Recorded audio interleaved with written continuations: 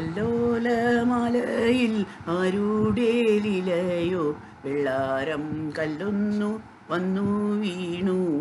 വാരുറ്റ തൃക്കൈതാൻ മറ്റുള്ളവയൊത്തു വാരിക്കരക്കിട്ടുള്ളൊന്നാണീതും. സൂര്യൻ്റെ ചുംബനമേറ്റ് തെളിമുത്തായി കിടന്ന ഒരു മുഗ്ധവസ്തു. അതെന്താ? ആ വെള്ളാരങ്കല്ലിൻ്റെ തരി, ഒരു തരി വെള്ളാരം. അതിന് ഒരു മോഹം, ആ മുഗ്ധവസ്തുവിന് ഒരു മോഹം. എന്താ മോഹം?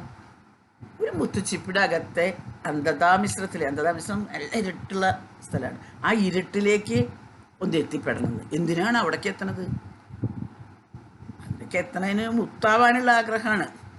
വീണ്ടും വീണ്ടും ആഴം അളന്നളന്ന് അഗാധതയിലേക്ക് ആണ്ടുപോയിട്ട് വീണ്ടും ഒരു ചെറിയ മുത്തായിട്ട് ജനിക്കണം എന്നുള്ള ആഗ്രഹമാണ് ഈ വെള്ളാരങ്കല്ലിൻ്റെ തരിയെ, മനുഷ്യഹൃദയത്തെ എന്ന പോലെ തത്വചിന്താസാഗരത്തിൻ്റെ അഗാധതകളിലേക്ക് എത്തിവയ്ക്കുന്നത്. ഇത് അവിടെ ഞാൻ എങ്ങനെ തത്വചിന്ത പഠിക്കുന്നു? ഞാൻ പുസ്തകത്തിൽ നിന്നാണോ പഠിക്കുന്നത്? ഞാൻ അനുഭവത്തിൽ നിന്നാണോ പഠിക്കുന്നത്? ആളുകളെ ബോധിപ്പിക്കാനാണോ? അതോ ജീവിതത്തിൽ നമ്മുടെ ആത്മരക്ഷയ്ക്ക് വേണ്ടി തന്നെയാണോ? ഇങ്ങനെയുള്ള ചിന്തകളൊക്കെ വരുമ്പോഴാണ് ഈ വെള്ളാരങ്കല്ല് മുത്താവാനുള്ള ശ്രമം നടത്തിയതിൻ്റെ കഥ നമ്മൾ അറിയുന്നത്. ഇതൊക്കെ നമ്മൾ ആലോചിക്കുന്ന സമയത്ത് നമ്മുടെ ചിന്തകൾ എവിടെയാണ് പോയി എത്തുന്നത്? ഈ വിചാരങ്ങൾ ചെന്നു പതിഞ്ഞതോ ദ്യോവിൽ മിന്നുന്ന പൊന്നിൻ കുറിപ്പുകൾ. എൻ്റെ വിചാരങ്ങളാണോ ആകാശത്തിൽ ആ സ്വർണ്ണലിപികളിൽ രേഖപ്പെടുത്തിയിട്ടിരിക്കുന്ന ആ നക്ഷത്ര ലോകം? നക്ഷത്രങ്ങളെ സ്വർണ്ണലിപി കൊണ്ട് എഴുതപ്പെട്ട ഒരു കവിതയായിട്ടൊന്നും ആലോചിച്ച് നോക്കും തോന്നിയാലേ.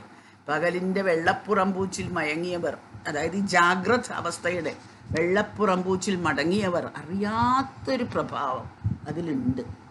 സുഖിക്കുന്നവർ ഒരിക്കലും ദർശിക്കാത്തൊരു സുഖം ആ നക്ഷത്രങ്ങളിലുണ്ട്. ഗാനകേളികൾ എന്തിനല്ലിന്നെഴും മൗനശീലമേ പൂർണ്ണത തൻ ഗുണം. ആ ആകാശത്തിൻ്റെ ആ രാത്രിയുടെ മൗനം, ആ മൗനമാണ് പൂർണ്ണതയുടെ ഗുണം. അവിടെ വേറെ പാട്ടൊന്നും ആവശ്യമില്ല എന്നാണ് ഈ കവി പറഞ്ഞിരിക്കുന്നത്. സുഖിതരെന്ന് അഭിമാനിക്കുന്നവരാണ് ഇങ്ങനെ ഒച്ചയും വിളിയും ഗാനകേളികളും ഒക്കെ നടത്തി ഓടി നടക്കുന്നത്. ശബ്ദായമാനമായ പകൽ വെളിച്ചത്തിൽ മാത്രം കഴിയാൻ ഇഷ്ടപ്പെടുന്നത്. പക്ഷെ ആ പുറമോടികളൊന്നും പൂർണ്ണതയല്ല. അവയിലെല്ലാം ഒരു കൃത്രിമത്വം നമുക്ക് നോക്കിയാൽ കാണാം. ഒരു കൃത്രിമത്വം ഉണ്ട് അതിലൊക്കെ. രാത്രിക്കും മൗനമാണ്. അവിടെ മൗനത്തിലാണ് രാത്രിയുടെ സംഗീതം മുഴുവൻ അടങ്ങിയിരിക്കുന്നത്. മൗനം പൂർണ്ണതയുടെ ഗുണമാണ്. മൗനി എന്ന് പറഞ്ഞാൽ അവൻ മുനിയാണ്. മൗനത്തിൻ്റെ ശാന്തതയാണ് കവി ഇവിടെ എടുത്തു പറയുന്നത്. ദുഃഖിതന് മാത്രമേ മൗനിയാവാൻ കഴിയൂ. ദുഃഖിതന് മാത്രമേ സുഖിതനാവാൻ കഴിയൂ.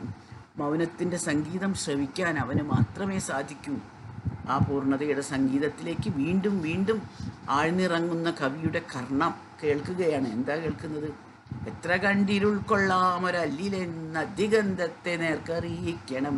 കാലചക്രം തിരിയുന്ന തീയൊരു കാര്യസിദ്ധിക്കു വേണ്ടിയാണെങ്കിലോ പോരും അതെന്നൊരു പുഞ്ചിരി പോലെ വെണ്മപ്പെടുന്നിതു വാനിടം.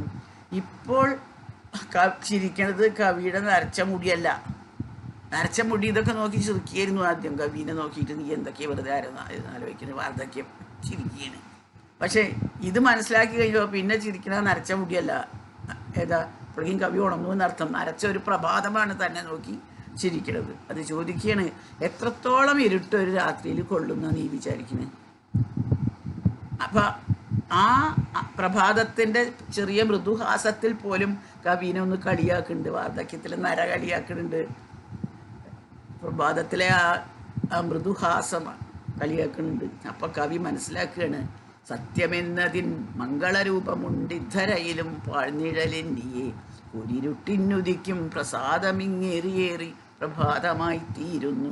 ഇരുട്ടും വെളിച്ചവും തമ്മിൽ അളവിലല്ലാതെ ഒരു വ്യത്യാസവും ഇല്ല. കൂരിരുട്ടിലാണ് പ്രസാദം ഉദിക്കുന്നത്. അത് ഏറിയേറി വരുമ്പോഴാണ് പ്രഭാതമാവുന്നത്. ഒരു നിഴലുമില്ലാത്ത സത്യത്തിൻ്റെ മംഗള രൂപം നമ്മൾ വാഴണ ഈ ഭൂമിയിൽ തന്നെ ഉണ്ട്. അത് അന്വേഷിച്ച് വേറെ ഒരിടത്തേക്കും പോകേണ്ട ആവശ്യമില്ല എന്നുള്ള ഫിലോസഫിയാണ് അവിടെ അപ്പോൾ മനസ്സിൽ ഉദിക്കുന്നത്.